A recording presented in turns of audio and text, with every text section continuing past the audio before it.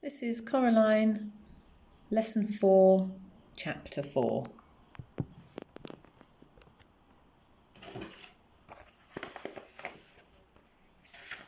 The house looked exactly the same from the outside, or almost exactly the same. Around Miss Spink and Miss Forcible's door were blue and red light bulbs that flashed on and off, spelling out words, the lights chasing each other around the door. On and off, around and around. Astounding was followed by a theatrical, and then triumph. It was a sunny, cold day, exactly like the one she'd left. There was a polite noise from behind her. She turned round. Standing on the wall next to her was a large black cat, identical to the large black cat she'd seen in the grounds at home. "Good afternoon," said the cat. Its voice sounded like the voice at the back of Coraline's head, the voice she thought words in, but a man's voice, not a girl's. "Hello," said Coraline. "I saw a cat like you in the garden at home. You must be the other cat." The cat shook its head. "No," it said, "I'm not the other anything. I'm me." It tipped its head on one side. Green eyes glinted. "You people are spread all over the place. Cats, on the other hand, keep ourselves together, if you see what I mean."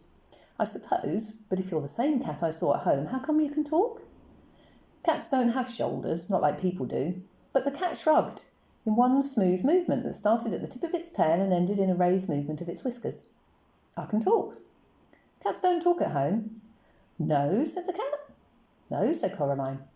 The cat leapt smoothly from the wall to the grass near Coraline's feet. It stared up at her. "Well, you're the expert on these things," said the cat dryly. "After all, what would I know? I'm only a cat." It began to walk away, head and tail held high and proud. "Come back," said Coraline. "Please, I'm sorry, I really am." The cat stopped walking and sat down and began to wash itself, thoughtfully, apparently unaware of Coraline's existence. We could be friends, you know," said Coraline. "We could be rare specimens of an exotic breed of African dancing elephants," said the cat. "But we're not. At least," it added cattily after darting a brief look at Coraline, "I'm not." Coraline sighed. "Please, what's your name?" Coraline asked the cat. "Look, I'm Coraline, okay?" The cat yawned slowly, carefully revealing a mouth and tongue of astounding pinkness. "Cats don't have names," it said. "No," said Coraline. "No," said the cat. "Now you people have names. That's because you don't know who you are. We know who we are, so we don't need names." There was something irritatingly self-centred about the cat, Coraline decided, as if it were, in its opinion, the only thing in the world or place that could possibly be of any importance. Half of her wanted to be very rude to it. The other half of her wanted to be polite and deferential. The polite half won. "Please, what is this place?" The cat glanced around briefly. "It's here," said the cat. "I can see that. Well, how did you get here?" "Like you did, I walked," said the cat. "Like this." Coraline watched as the cat walked slowly across the lawn. It walked behind a tree, but didn't come out the other side. Coraline went over to the tree and looked behind it. The cat was gone. She walked back towards the house. There was another polite noise from behind her. It was the cat. "By the by," it said, "it was sensible of you to bring protection. I'd hang on to it if I were you." "Protection?" "That's what I said the cat. And anyway," it paused and stared intently at something that wasn't there. Then it went down into a low crouch and moved slowly forward 2 or 3 steps. It seemed to be stalking an invisible mouse. Abruptly it turned tail and dashed for the woods. It vanished among the trees. Coraline wondered what the cat had meant. She also wondered whether cats could all talk, where she came from, and just chose not to, or whether they could only talk when they were here, wherever here was. She walked down the brick steps to the Mrs. Spink and Forcible's front door. The blue and red lights flashed on and off. The door was open just slightly. She knocked on it, but her first knock made the door swing open and Coraline went in. She was in a dark room that smelled of dust and velvet. The door swung shut behind her and the room was black. Coraline edged forward into a small anteroom. Her face brushed against something soft. It was cloth. She reached up her hand and pushed at the cloth. It parted. She stood blinking on the other side of the velvet curtains in a poorly lit theatre. Far away, at the edge of the room, was a high wooden stage, empty and bare, a dim spotlight shining onto it from above. There were seats between Coraline and the stage, rows and rows of seats. She heard a shuffling noise and a light came towards her, swinging from side to side. When it was closer, she saw the light was coming from a torch, being carried in the mouth of a large black Scotty dog, its muzzle grey with age. "Hello," said Coraline. The dog put the torch down on the floor and looked up at her. "Right, let's see your ticket," it said gruffly. "Ticket?" "That's what I said, ticket. I haven't got all day."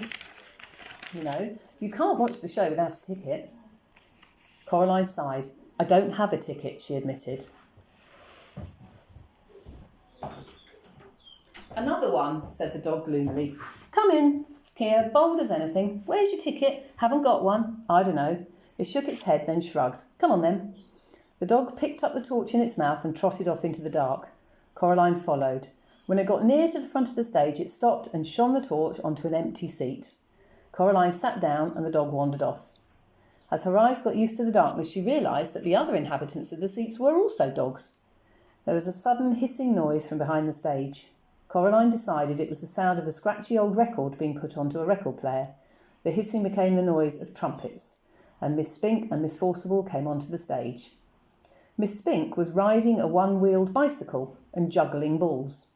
Miss Forcible skipped on behind her, holding a basket of flowers. She scattered the flower petals across the stage as she went.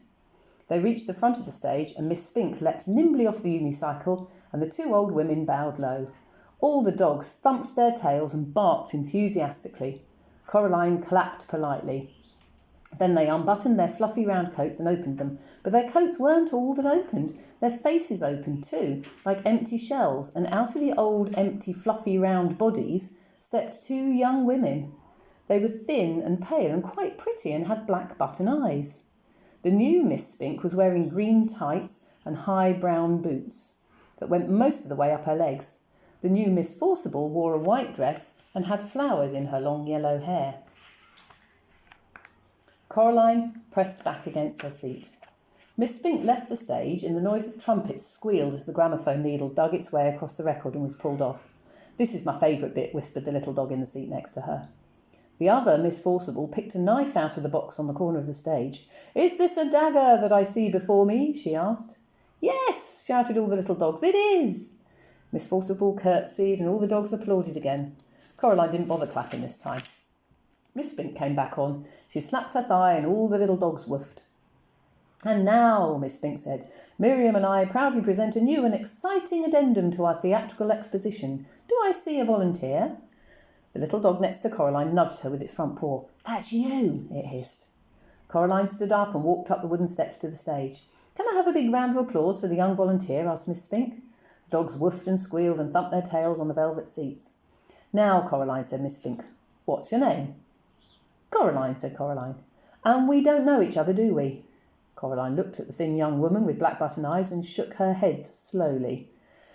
Now, said the other Miss Spink, stand over here. She led Coraline over to a board by the side of the stage and put a balloon on top of Coraline's head. Miss Spink walked over to Miss Forcible. She blindfolded Miss Forcible's button eyes with a black scarf and put the knife into her hands. Then she turned her round 3 or 4 times and pointed her at Coraline. Coraline held her breath and squeezed her fingers into 2 tight fists. Miss Forcible threw the knife at the balloon. It popped loudly and the knife stuck into the board just above Coraline's head and twanged there. Coraline breathed out. The dogs went wild. Miss Spink gave Coraline a very small box of chocolates and thanked her for being such a good sport. Coraline went back to her seat. You were very good, said the little dog. Thank you, said Coraline. Mrs. Forcible and Spink began juggling with the huge wooden clubs. Coraline opened the box of chocolates. The little dog looked at them longingly. Would you like one? She asked it. Oh, yes, please, whispered the dog. Only not toffee ones, they make me drool. I thought chocolates weren't very good for dogs, she said, remembering something Miss Forcible had once told her. Maybe where you come from, whispered the little dog. Here it's all we eat. Coraline couldn't see what the chocolates were in the dark. She took an experimental bite of one which turned out to be coconut. Coraline didn't like coconut. She gave it to the dog. Thank you, said the dog. You're welcome, said Coraline. Miss Forcible and Miss Spink were doing some acting. Miss Forcible was sitting on a stepladder and Miss Spink was standing at the bottom. What's in a name? Asked Miss Forcible. That which we call a rose by any other name would smell as sweet. Have you got any more chocolates? Said the dog. Coraline gave the dog another chocolate. I know not how to tell thee who I am, said Miss Spink to Miss Forcible. This bit finishes soon, whispered the dog. Then they start folk dancing. How long does this go on for? Asked Coraline. The theatre? All the time, said the dog. Forever and always. Here, said Coraline, keep the chocolates. Thank you, said the dog. Coraline stood up. See you soon, said the dog. Bye, said Coraline. She walked out of the theatre and back into the garden. She had to blink her eyes at the daylight. Her other parents were waiting for her in the garden, standing side by side. They were smiling. Did you have a nice time? Asked her other mother. It was interesting, said Coraline. The 3 of them walked back up to Coraline's other house together. Coraline's other mother stroked Coraline's hair with her long white fingers. Coraline shook her head. "Don't do that," said Coraline. Her other mother took her hand away. "So," said her other father, "do you like it here?" "I suppose," said Coraline, "it's much more interesting than at home." They went inside. "I'm glad you like it," said Coraline's other mother, "because we'd like to think that this is your home. You can stay here forever and always if you want to." Said Coraline. She put her hands in her pockets and thought about it. Her fingertips touched the stone that the real Mrs. Spink and Forcible had given her the day before, the stone with the hole in it. "If you want to stay," said her other father, "there's only one little thing we'll have to do, so you can stay here forever and always." They went into the kitchen. On a china plate on the kitchen table were a spool of black cotton and a long silver needle, and beside them 2 large black buttons. "I don't think so," said Coraline. "Oh, but we want you to," said her other mother. "We want you to stay, and it's just a little thing." "It won't hurt," said her other father. Coraline knew that when grown-ups told you something wouldn't hurt, it almost always did. She shook her head. Her other mother smiled brightly, and the hair on her head drifted like plants under the sea. "We only want what's best for you," she said. She put her hand on Coraline's shoulder. Coraline backed away. "I'm going now," said Coraline. She put her hands back in her pockets. Her fingers closed around the stone with the hole in it. Her other mother's hand scuttled off Coraline's shoulder like a frightened spider. "If that's what you want," she said. "Yes," said Coraline. "We'll see you soon, though," said her other father, "when you come back." Said Coraline. "And then we'll be all together as one big happy family," said her other mother, "forever and always." Coraline backed away. She turned and hurried into the drawing room and pulled open the door in the corner. There was no brick wall there now, just darkness, a night-black underground darkness that seemed as if things in it might be moving. Coraline hesitated. She turned back. Her other mother and her other father were walking towards her holding hands. They were looking at her with their black button eyes, or at least she thought they were looking at her. She couldn't be sure. Her other mother reached out her free hand and beckoned gently with one white finger. Her pale lips mouthed, "Come back soon," although she said nothing aloud. Coraline took a deep breath and stepped into the darkness where strange voices whispered and distant winds howled. She became certain that there was something in the dark behind her, something very old and very slow. Her heart beat so hard and so loudly she was scared it would burst out of her chest. She closed her eyes against the dark. Eventually, she bumped into something and opened her eyes startled.